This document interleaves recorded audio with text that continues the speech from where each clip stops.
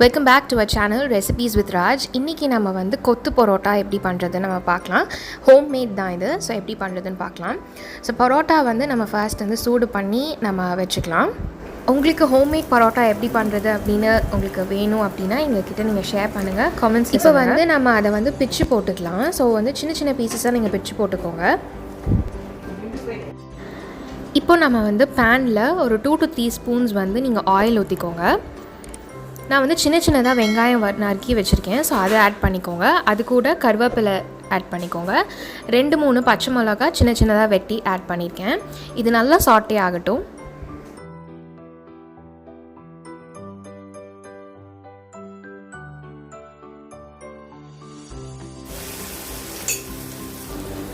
இப்போ அரை தக்காளி மட்டும் நான் வெட்டி வச்சுருந்தேன். ஸோ அதையும் நான் ஆட் பண்ணிக்கிறேன். இப்போ நம்ம பிச்சு போட்டிருந்த பரோட்டா கூட இந்த மசாலாவை நீங்கள் ஆட் பண்ணிக்கோங்க. இது நல்லா அது கூட மிக்ஸ் பண்ணி விட்டுங்க. சைட் பை சைட் நான் வந்து ஒரு 3 எக் போட்டிருக்கேன். 3 முட்டையும் அது கூட லைட்டாக உப்பு சேர்த்து வதக்கிட்டு அதை வந்து நம்ம அந்த பரோட்டா கூட ஆட் பண்ணிக்கலாம். இப்போது நாங்கள் வீட்டிலே செஞ்சுருந்த இந்த சிக்கன் கிரேவி இல்லையா, அந்த கிரேவியை மட்டும் நாங்கள் எடுத்து அதில் ஆட் பண்ணிக்கலாம். ஸோ நார்மலாக வந்து ஹோட்டல்ஸில் பண்ணுற அதே சேம் ஸ்டைல் தான். இப்போ நம்மளோட கொத்து பரோட்டா வந்து ரெடி ஆயிடுச்சு.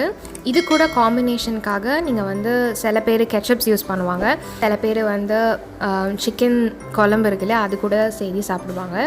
ஸோ இதோட காம்பினேஷன் வந்து பயங்கரமாக இருக்கும். நீங்கள் கண்டிப்பாக இதை வந்து உங்களோட வீட்டில் ட்ரை பண்ணி பாருங்கள்.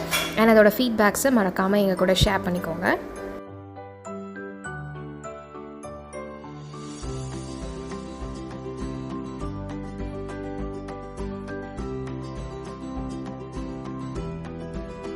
உங்கள் எல்லாத்துக்கும் இந்த வீடியோ பிடிச்சிருக்குன்னு நினைக்கிறேன். பிடிச்சிருந்ததுன்னா மறக்காமல் எங்களுடைய சேனலை சப்ஸ்கிரைப் பண்ணிக்கோங்க, லைக் பண்ணுங்கள், ஷேர் பண்ணுங்கள்.